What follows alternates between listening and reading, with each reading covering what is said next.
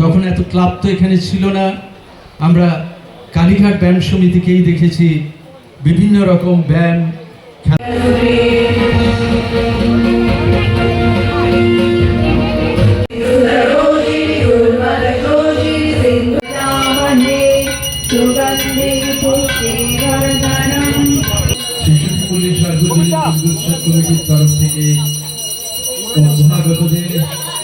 পুজোর মাধ্যমে কিন্তু ৬৬ পল্লীর শারদ উৎসবের সূচনা হয়ে গেল বলা যেতে পারে।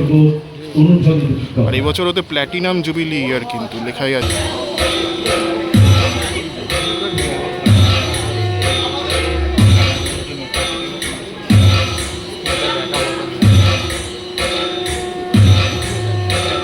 বন্ধুরা, আশা করি তোমরা খুব ভালো আছো। তো শুভ রবিবার আজকে। তো আজকে রোববার 11ই মে। আজকে কিন্তু কালীঘাটে ৬৬ পল্লী যে আমরা ঠাকুরটা দেখি তাদের কিন্তু খুঁটি পুজো আছে। তো খুঁটি পুজোটা তোমাদের দেখাবো। তো আমি কালীঘাটে তোমার 3 নম্বর গেট দিয়ে বেরিয়েছি। এবার সদানন্দ রোড হয়ে নেপাল ভট্টাচার্য স্ট্রিট যেখানে পুজোটা হয় সেদিকে যাচ্ছি। তো চলো গিয়ে মন্দিরে ওখানে যেখানে অনুষ্ঠানটা হচ্ছে সেখানে গিয়ে কথা হবে। তো আজকে ওদের খুঁটি পুজোটাই রয়েছে, তো সেটা তোমাদের দেখাবো। আর যদি থিম রিভিল করে তাহলে সেটাও তোমাদের দেখিয়ে দেবো, মানে শিল্পীর সাথেও কথা বলিয়ে দেবো। আশা করি তোমরা তখন বুঝে যাবে। তো চলো বেশি কথা না বাড়িয়ে সোজা ৬৬ পল্লী মণ্ডপের প্রাঙ্গণে গিয়ে দেখা হচ্ছে। রাস্তাটা ধরে এলাম, সামনে কিন্তু শ্যামাপ্রসাদ মুখার্জি রোড, ওই যে সামনে রাস্তাটা। এবার এখান দিয়ে সোজা চলে যাবো, এটা হচ্ছে সদানন্দা রোড। এখান দিয়ে সোজা গিয়ে আমি তোমাদের দেখিয়ে দেবো। তো এই রাস্তা ধরেও কিন্তু তোমরা আসতে পারে, একটু শর্টকাট হতে পারে বলা যেতে পারে। তো চলো গিয়ে দেখাচ্ছি। নেপাল ভট্টাচার্য স্ট্রিট চলে এলাম। এবারে ওই রাস্তা দিয়ে সদানন্দ রোড দিয়ে সোজা এলাম। সোজা এসে এবার রাইট সাইড দিয়ে একদম সোজা বেরিয়ে যাবো। কিন্তু প্রাঙ্গণে চলে এসেছি, তো পুজো চলছে, চলো গিয়ে দেখাচ্ছি তোমাদের।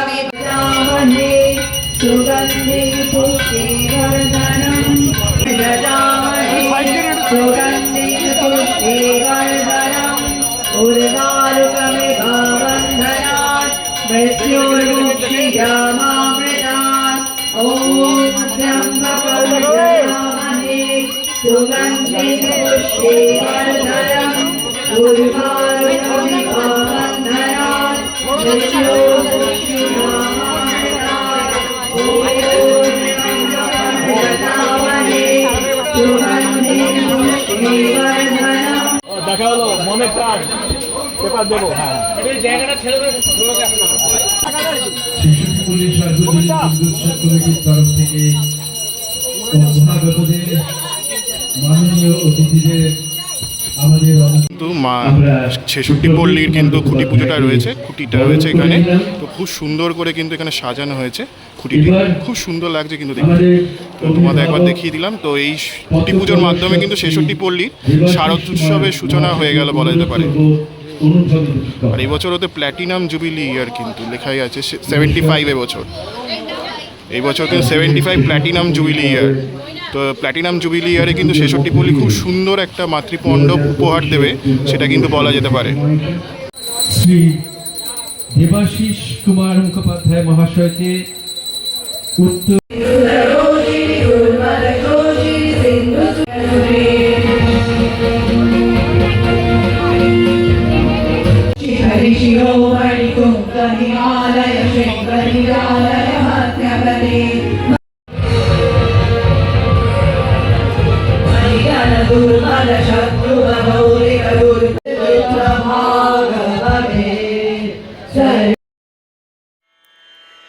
রেণু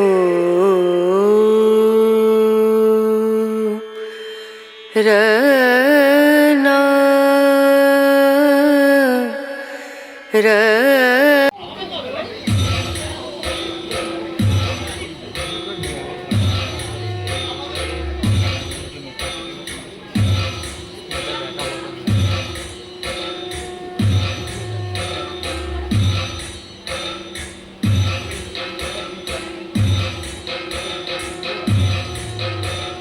তো ৬৬ পল্লীর ৭৫ বছরের থিম ভাবনায় রয়েছে শক্তিরূপা। তো এটাই তাদের থিম ভাবনা। তো ৭৫ বছরে ৬৬ পল্লী শক্তিরূপা থিমের সাথে কি করে মণ্ডপে সেটা ফুটিয়ে চলবে সেটা এখন দেখার বিষয়। আমিও দেখব, আমার সাথে তোমরাও দেখো, আশা করি তোমাদের ভালো লাগবে। তো আর এই বছর থিম শিল্পী রয়েছে শ্রী গোপাল পোদ্দার, আলোকসজ্জায় রয়েছে পিনাকি গুহ এবং প্রতিমা সজ্জায় রয়েছে শ্রী রাজেশ মণ্ডল।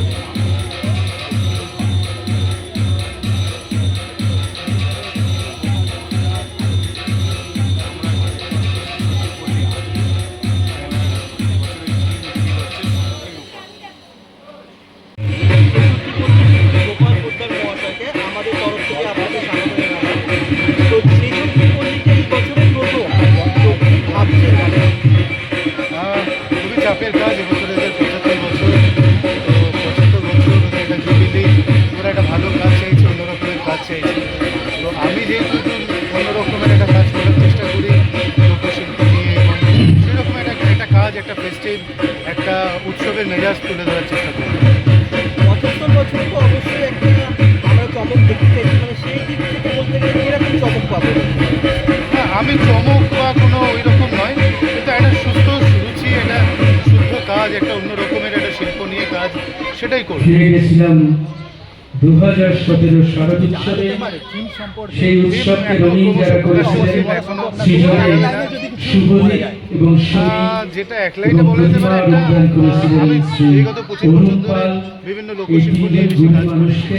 তো এখানেও একটা লোকশিল্প, একটা লোক আঙ্গিক নিয়ে আমরা কাজ করব, এবং সেটা অত্যন্ত কালারফুল এবং অন্যান্য পুজো থেকে আলাদা একটা কাজ হবে, সেটা আমি বলতে পারি। কাজ আমাদের শুরু হয়ে গেছে, কাজ চলছে অলরেডি।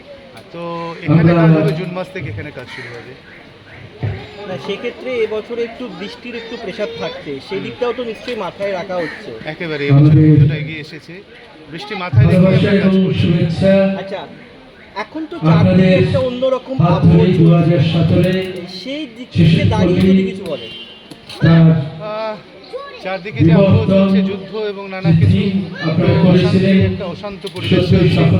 তো সেখানে আমার একটাই মেসেজ, যে মানে আজকে মাতৃদিবসের দিন, আপনারা সবাই একটা শিল্প বোধ নিয়ে থাকুন। আমি গত বছরে যেরকম যে কাটা তার নিয়ে একটা কাজ করেছিলাম, যে কাটা তারটা বেড়া হিসেবে না ব্যবহৃত হয়ে সেটাকে দিয়ে শিল্পকর্ম তৈরি হোক, সেরকমই একটা এখানেও একটা অন্য প্রদেশের রাজ্যের কিছু শিল্প ফর্ম নিয়ে আমরা কাজ করব। তো মানুষ শিল্পতে বেশি আসুক, এই হানাহানি মারামারির চেয়ে, সেটাই আমার কাছে মেসেজ।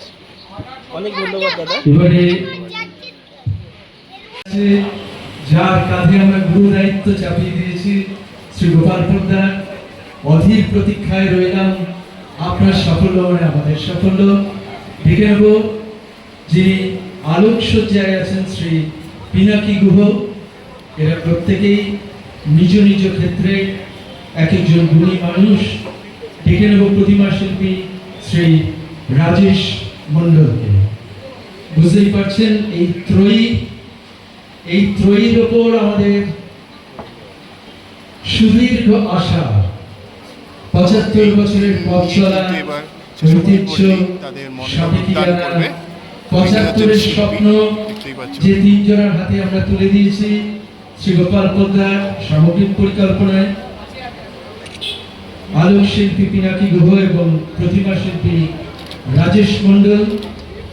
অবশ্যই আমরা ওনাদের সাফল্য সবাই মিলে কামনা করব, কেননা তার সাথে জড়িত আমাদের সাফল্যের ভাগ।